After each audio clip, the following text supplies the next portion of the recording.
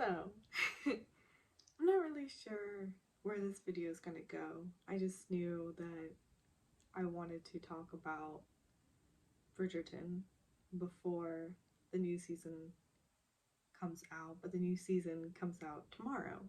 And I'm really hoping I can get this video up tonight, but not entirely sure how feasible that is.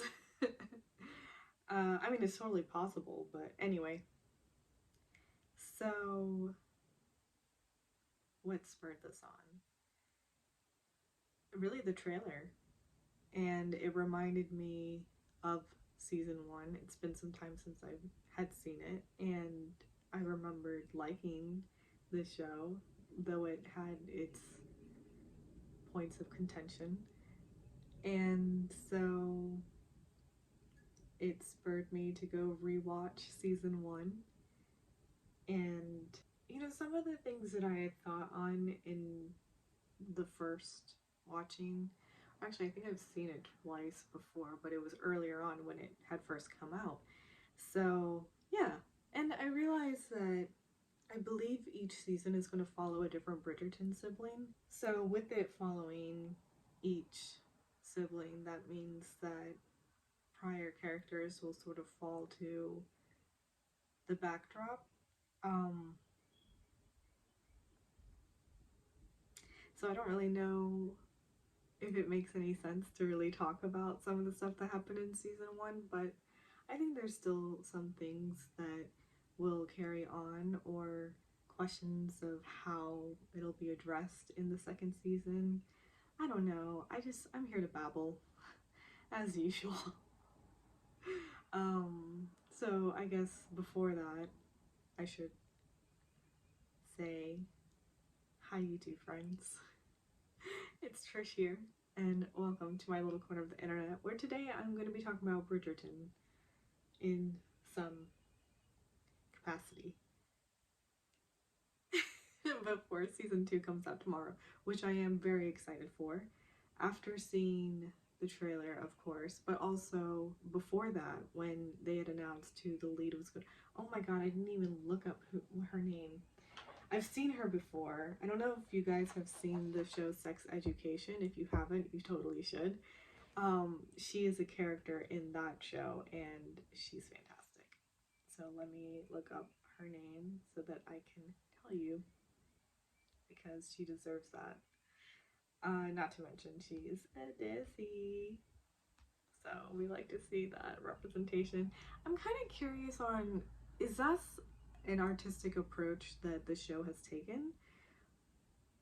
Because, I mean, so I don't know about you guys, but when I was watching Bridgerton, I thought it was a colorblind casting until, what was it, like episode 4 or something like that, when Lady Danbury suddenly acknowledges that there are people of color.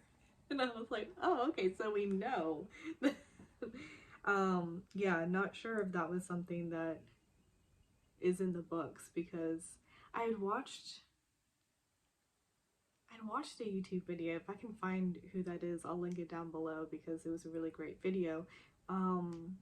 This young lady had read all the books after watching this season, and she showed the covers of the books. I'm pretty sure they're all white characters. So I think it is an artistic choice. Her name is it? Her character's name's Olivia, right? Yeah. Simone Ashley, then? Yep, that's her. Yay! She's, I mean, 1, gorgeous, and 2, a very good actress, if Sex Education can be any indication. So I'm very excited to see this season, because she'll be the female lead, and be Antony's love interest, because now this follows him. Which, okay, so season 1 followed Daphne, who is the 4th sibling, and I suppose the stories maybe start out with her because it's the most, what am I trying to say? I feel that it lays, or not lays, sets the lay of the land. Um, in the sense that there are a few major topics that the series delves into because it is harkening back to an older time in Europe. And so, talking about duty and one of the main duties being marriage, this whole responsibility about honor and upholding that honor and keeping your word, and scandals and whatnot, and how it can be very detrimental to your societal um, outview, sort of thing. And I forgot where I was going with that. Oh, why I felt that why I felt that Daphne start like kicking all of this off kind of made sense, because the season starts off with her debut into society as a young lady of marriageable age. And so it sets the scene for the importance of, well, it's the sole purpose of a woman is to showcase herself as a candidate for marriage, and she should get married as quickly as possible. Otherwise, she'll enter spinster age. I mean, oi. I don't know why. There's a love hate relationship with this sorts of genre and topic. I mean, one of my favorite movies is Pride and Prejudice. I've done a video on it, or a series, because I used to only get 15-minute uploads, which apparently has changed. Anyway, different story. Um, so yeah, I mean, that time period is so enamoring in a way. It is very romanticized, but it's also infuriating that that is how life was, and to some extent still kind of is. I feel like, especially if you come from, I feel like this will offend people if I say it, like a deep cultural background, because every culture has a deep cultural background. Um, but I know in my case, growing up Indian, I know it was very heavily pushed on me as well. I only broke out of that in my late 20s, maybe, kind of, sort of. Not really. I mean, ish. So anyway, so I don't know why I still love watching these sorts of time period pieces. I think it's to do with the costuming and how, in a way, it's also very simple and sweet, I guess. I mean, the romance did feel maybe it's slightly different over here, but straightforward. It's not, I don't know, you just sort of liked someone and you made it apparent that you liked them. Or maybe that's just the stuff that I'm watching. uh, so,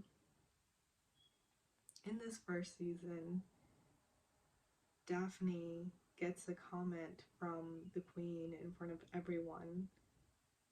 Really, it's a compliment. And so she's looked at as going to be the most highly desired. And initially, she sort of is, until Anthony, her eldest brother, scares everyone away. And Anthony is sort of the newly head of the family, but doesn't take the responsibility too seriously, even though he's always sort of arguing with his mother that he is. Yet he has a relationship of sorts with an opera singer who he could never marry. He has no desire of looking for a wife to sire and ire, no, sire and heir, sorry. I mean, he has ire over it, but anyway, because he has younger brothers, so he's leaving it up to them to have, you know, a wife and a child, and that child will be the next head of the family. So he's quite reckless in that respect. He's scaring everyone away from Daphne. His friend is in town, Simon, who's the male lead, and Simon has a really bad upbringing childhood where his father was. I was triggered watching the scenes about his dad, especially when his dad called him an idiot. And it's just. Anyway, so Simon's in town because he has to settle some matters, and after his father's passing, so he's now the Duke. And as being such, all the mothers with their daughters are trying to get him to be interested in one of the girls, and he has no desire of getting married because, well, he had a shit upbringing, so why bother? Also, he has a vow. It's a very big thing. He has this vow he made to his father on his father's deathbed, telling him that he won't marry, he won't have children, the line will die with him. Yeesh. You know, and like other Bridgerton siblings, Benedict, who's the second, they're all alphabetized. Benedict, who's the second sibling, sort of doesn't want to live just a normal life of, I guess, being the second son. He wants more than that, and as being a second son, he can take advantage of that, and I guess he's just a little scared to start because he has an interest in art. He heavily criticizes a piece in front of the artist himself, not knowing that Mr. Granville was the artist. But over the season, he starts to go over to the studio and sort of foster his creative side, especially because his sister Eloise, who is the fifth child, really pushes him to, because he's a man, so he can. Whereas she's a woman and she would love to further educate herself and go to university and study, and she has no desire whatsoever to get married, but as a woman is forced to. She's very uncomfortable in all of those things, just the dressing up and the conversations and the she was lucky, I guess, and able to skip this season, so she's pushed off her debuting until the next year. But she is going to be forced to have to do all of that, even though she doesn't want to. And so when Lady Whistledown is becoming super popular, she is sort of obsessed because here's a woman who's out there and writing, even though she has to do it in hiding because, well, she would be severely punished for, I guess, a lot of the things that she said. Also, because she is a woman and it's looked down upon to be doing those sorts of things. So, yeah, it's just. I feel really bad for Eloise. But anyway, Eloise is best friends with Penelope Featherington, who is Lady Whistledown. And in secret, of course, because Penelope sees everything. She's at all the parties. She's just usually on the outskirts, not really involved too much. She's secretly in love with Colin Bridgerton, who is the third child, which for some reason Daphne to me always feels older than Colin, but he is technically older than her. And Colin is an apparent flirt, though I didn't really see much of that. I mean, he's friends with Penelope, but he really just sees her as a friend. So, yeah, there's that. After Eloise, there's Francesca, Gregory, and Hyacinth. And we see Gregory and Hyacinth, and we see Francesca in the earlier episodes, and then she disappears until pretty much the last episode, I think. So I don't know if that's in the books or if it was sort of a scheduling conflict, because I think a character from Vampire Diaries, there was a similar situation.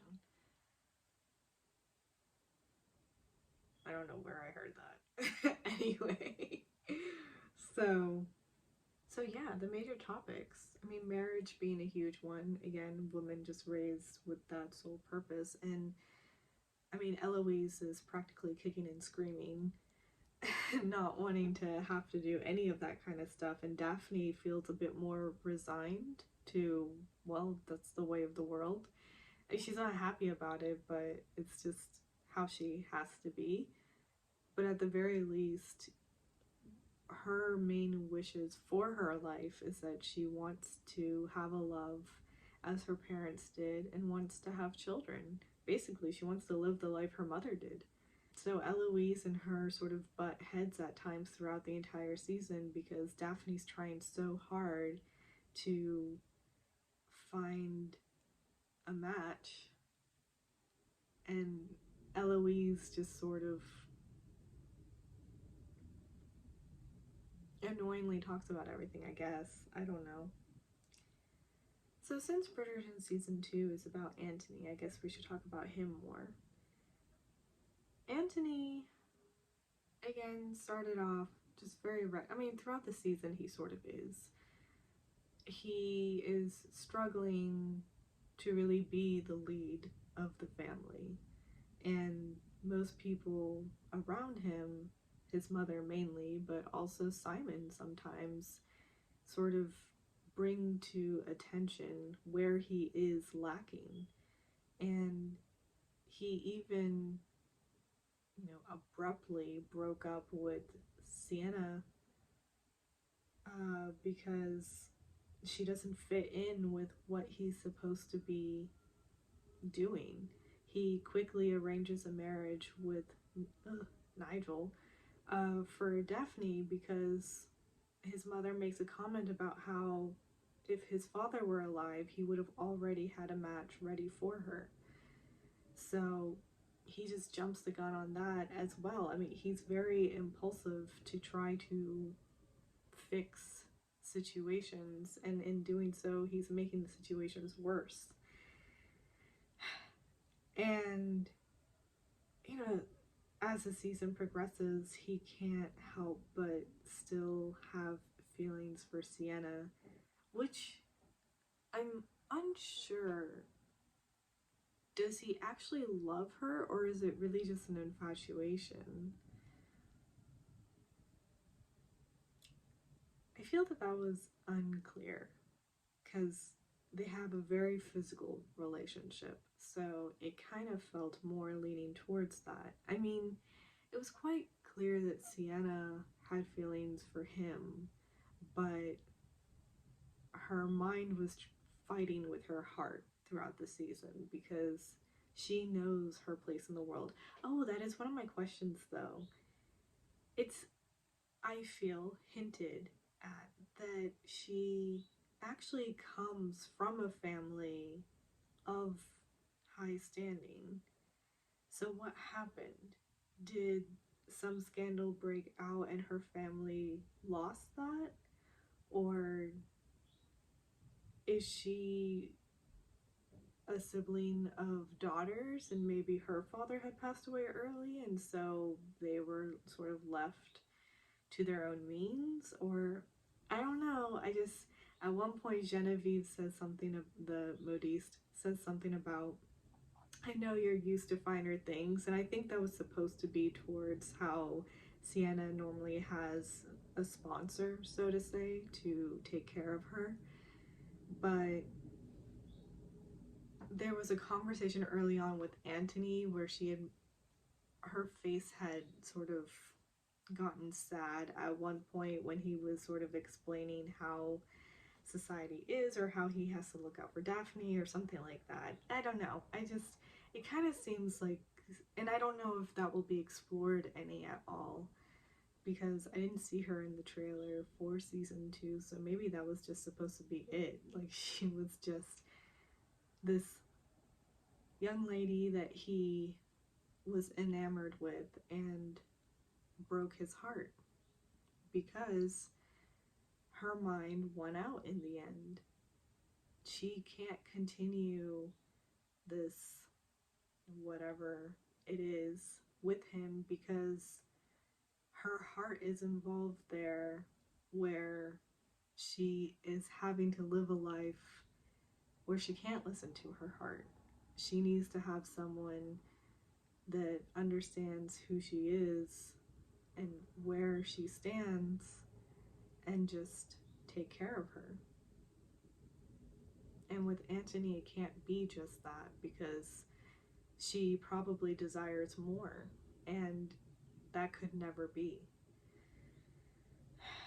It is actually quite heartbreaking.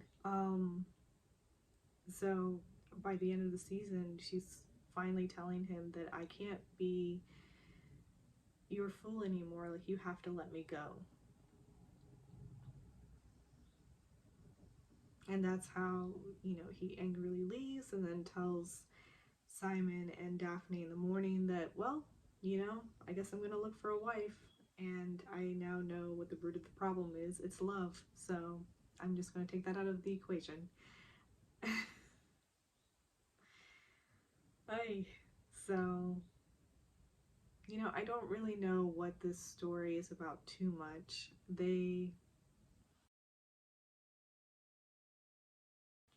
Bridgerton season 1 started and ended with a bumblebee, which in watching other YouTube videos I've found is because their dad was stung by a bee and I guess was allergic, and that's how he passed away. So Antony has a huge fear of bees.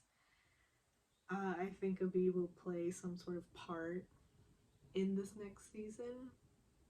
I think in this season he's actually intending to marry her younger sister, which I'm really intrigued as to how that's happening, since it is the younger sister. It's not even,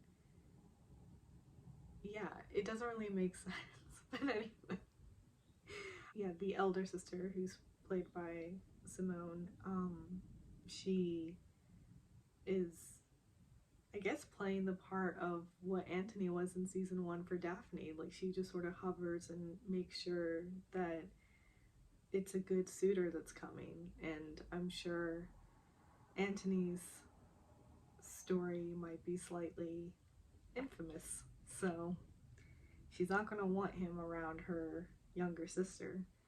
But, through the fights and women power conversations, I'm sure they're going to end up falling for each other. Because isn't that how it always happens in these time period pieces? The one that normally catches the eye of the sort of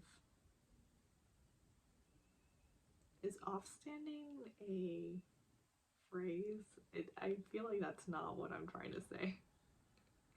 Usually the men who sort of keep women at bay or have no interest in getting married or whatever, normally the young lady that ends up catching their interest is someone who's quite outspoken for that time and isn't afraid to speak their mind, really puts men in their place with their words.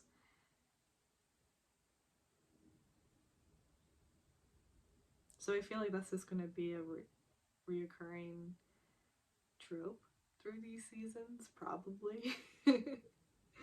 I wonder if Colin will be there. He left at the end of season 1 to go to Greece and start his travels. Curious as to who inherited the Featherington estate since their dad died. We still don't know who that is, so that'll be interesting. But Penelope is supposedly, she gets paid, I think, handsomely for her gossip, her secret gossip um, column. So,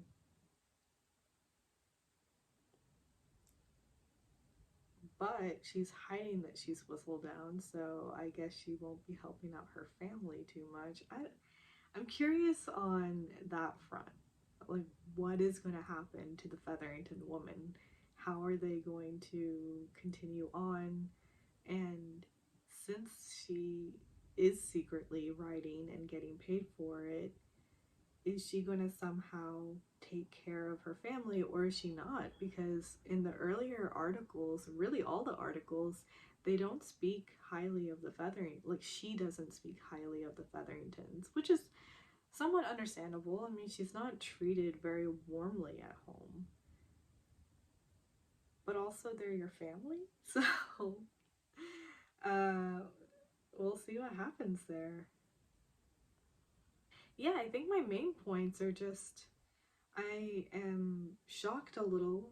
A little. I mean, I get it a little, but also just sort of shocked at Lady Bridgerton's hostility towards Antony, though I do think it's slightly deserved because he is bumbling around a bit at the beginning. Uh, I don't think it helps to be made an enemy almost and talked down to at times. And maybe it's because Lady Bridgerton takes it out the unfortunate situation that even though she's the mother, because her husband has passed away, her son is now the head of the family, when to her, I'm sure he's still quite young, like a boy, but he's going to have to make all this decisions because she can't. So yeah, I can see that being frustrating, but still, it was a little shocking. I'm curious on the role that Daphne will be playing, and since Simon won't be there because the actor, because oh my god, I'm blanking on his name too. Is it Renee? I think. Um, but yeah, that actor's not coming back for season two, which is so unfortunate. I mean, come on now. But anyway, you know, I'm sure he's got his reasons. Oh, not Renee, Reggae. Reggae Jean. Reggae Jean. Seems French. Sorry, I'm betraying that. Page, last name. Yeah, he's not coming back for season two, so unsure how they're going to handle that. But she at least has a son, so I'm sure we'll see the little kid. And Benedict, he was fostering his artistic side, so maybe that will continue a little bit. I don't know. I'm curious. Okay, yes. Let me just get at that. Let me just say that because that's basically what it comes down to. I am eager for season two. I'm eager to see where some of these siblings are going. Eloise, I mean, again, kicking and screaming, does not want to come out and debut and have to go through all of this shit just to get a man that she doesn't even want. Like, you know, and I feel for her so much. And oh, you know, she all season was trying to figure out who Whistledown was at first because she was just so curious and wanted to meet her and get some advice maybe on like how can I live a double life. But then it was because Penelope's family, you know, was written about since it came out that Marina was pregnant. Well, Penelope used that as a tactic to break up Colin and Marina. Uh, and so brought that misfortune onto her own family. Holy. And anyway, Eloise is distraught that her friend's family is having to go through all of this stuff because of what Whistledown wrote. And so then it was she has to figure out who Whistledown is so that she can make them write a retraction to bring the honor back to the Featherington family. And it's Penelope. So how is she going to find out? Is she going to find out in season 2? Because she thought it was Genevieve, and then at the end of the season finds out, oh, nope, it's not her. So she's still on the hunt for Whistledown. So I'm sure that will be part of season 2. And, oh yeah, Colin will be back. He was seen in some promotional images, so I'm sure he's going to be back from his travels, and Penelope's still probably going to pine after him, but I wonder if maybe he'll begin to notice her in this season. We'll see. We will have to wait and see. Well, not wait long, it's tomorrow. I'm really excited, but I'm also still watching 39, which I love, which if you guys would be interested in, it's a K-drama on Netflix. They're releasing 2 episodes a week only, and it's driving me nuts, but it's quite heavy, but very good, and I'm recapping that, so I have videos on that on my channel, if you are so interested.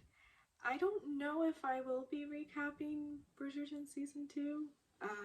Also, like, I'm sure all the episodes are going to come out all at once, which I'm sure I will watch all at once. Maybe I'll handle it similarly to how I did this, just turn on the camera and talk. Hopefully a little better.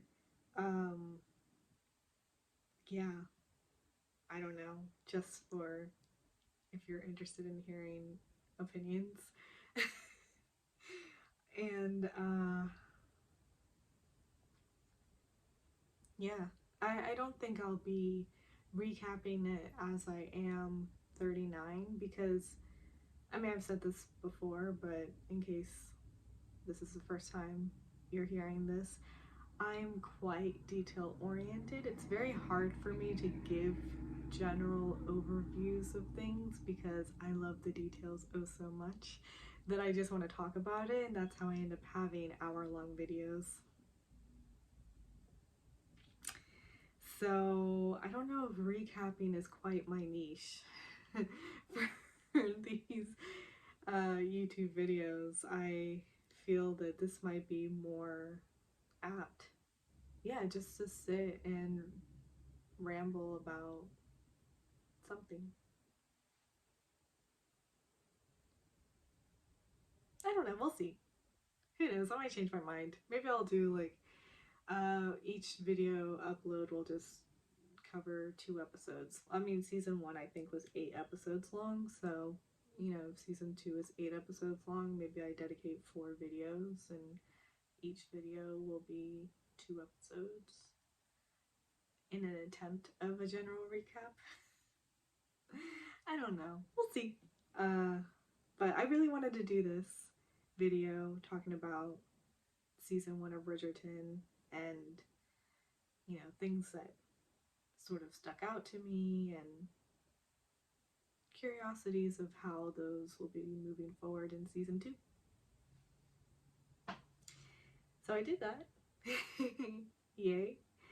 And that's about it. Toodles. Until next time. Bye.